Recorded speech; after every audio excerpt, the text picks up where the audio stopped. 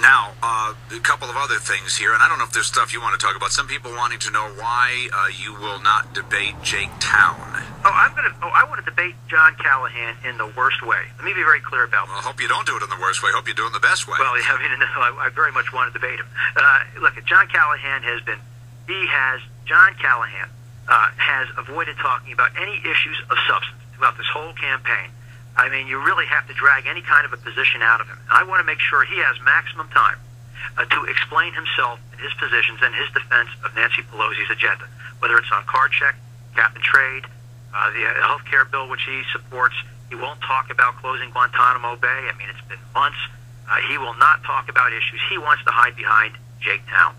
That's a fact. And given the events of what happened with Jake over there in Easton with his band, I think it's really raised a lot of eyebrows. What's going on? What are you talking there?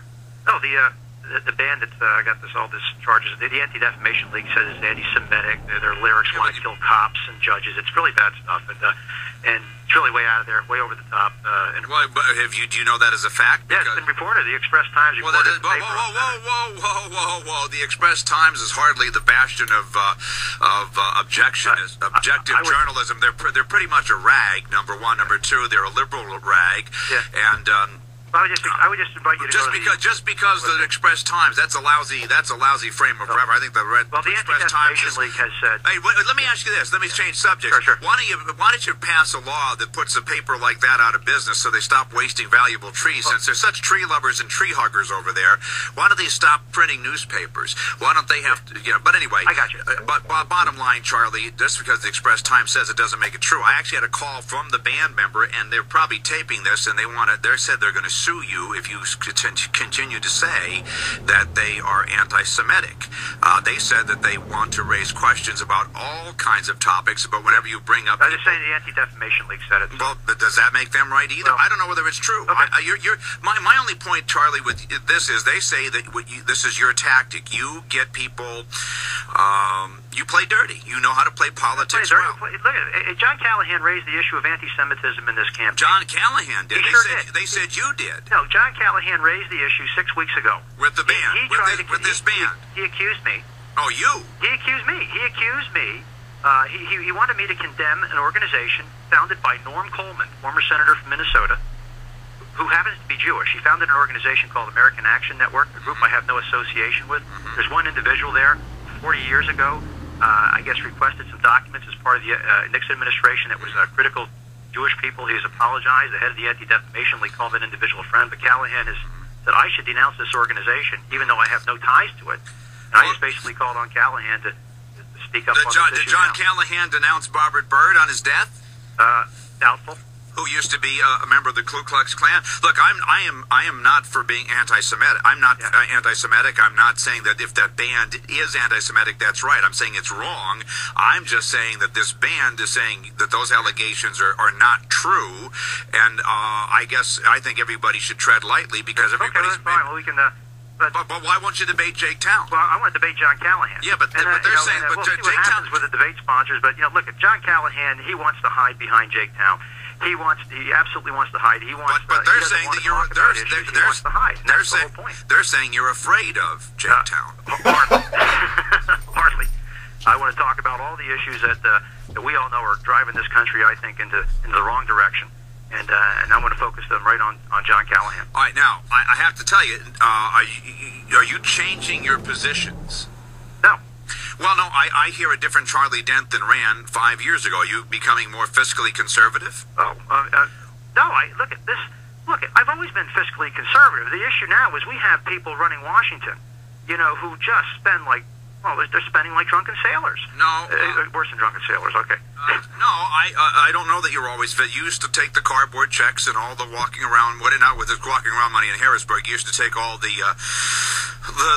whatever you call it, the revitalization grant. Whatever, you took money, and people say, look, it's not the federal government's job to be doing this anymore. We've got to stop spending. We've got to stop federal money for stuff that doesn't belong. We've got to stop federal mandates that are unfunded. We've got to cut spending. And I don't think that was your clarion call when you first...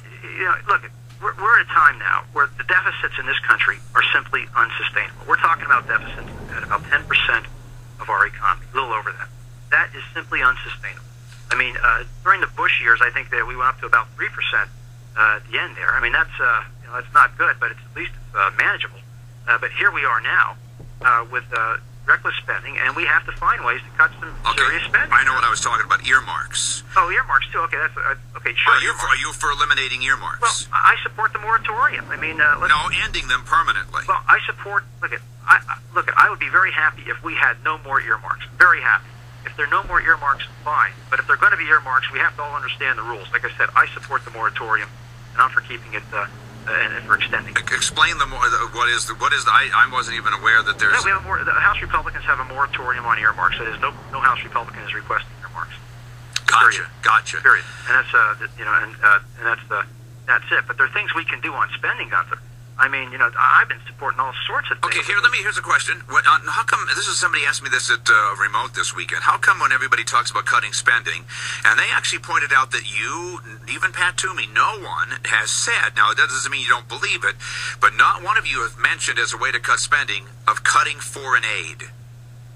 Well, foreign aid is look, there's going to be some foreign aid. It goes to places. But look at the foreign aid budget, Charlie. It's astronomical. Well, it goes to places like Israel. But it also goes to people that are our enemies. Well, it goes to, we have treaty obligations with Egypt and Israel that we honor. Okay, those are two examples, but there's... those are some of the big dollars right there to those two, Israel and Egypt. How about the UN, a place that detests America, where the third world countries are telling us how to run our country? We contribute there, but it's true we contribute there. I mean, I guess I don't know that it would be wise to. I don't think it would be wise to pull out of the UN right now. I didn't say pull out. I said cut back on the funding of it, just because one, it's a place to cut spending, cutting back on foreign aid in general. All the money we spent in Haiti, and I'm not saying we don't need to do some relief there, but that's a corrupt government down there, and the poor people don't get the help. Yeah, I mean, let's face it, though. We agree that we have to cut back on spending. On foreign aid? On foreign aid? We can cancel right now. Why doesn't no one ever say foreign aid? Well, that's going to take reduction. It's going to take reduction. It's not going to be eliminated, but there will be reductions in foreign aid as well. I mean, there has to be. But it will not, that going forward, I think you're going to see reduction. But I'll tell you, too, if you want to save some money, I think we should just start canceling unspent stimulus funds. We should cut and cap discretionary spending. And we could probably get out, I think we could get, if we take it down to pre-recessionary levels down, we could probably save $900 billion. We could also, for every 2 people that leaves, you could hire 1 government person to replace them. So in other words, use attrition as a way to save some money. Go back to the line item veto. Reforming Fannie and Freddie. I mean, we can find 145. So it's a lot of money we can find in savings right there. Eliminate the federal civilian employee pay raises this year. I mean, there's a way to save some money. The one thing the stimulus has spent money on, signs. All those signs you see all over the place. Well, let's eliminate spending all those monies on those promotional signs. We're wasting a lot of money there. Yeah, and actually a lot of the stimulus money has not been spent, and they're saying they're saving it, I guess, for days before, I don't know what election, but they're saving it. I got to run. Okay. Charlie, what's your website so folks can visit that? Go to charleswdent.com. charliedent.com. Sorry about that. And come to my webpage, and we will be happy to direct you. It's www.dent.house.gov. Go to the web.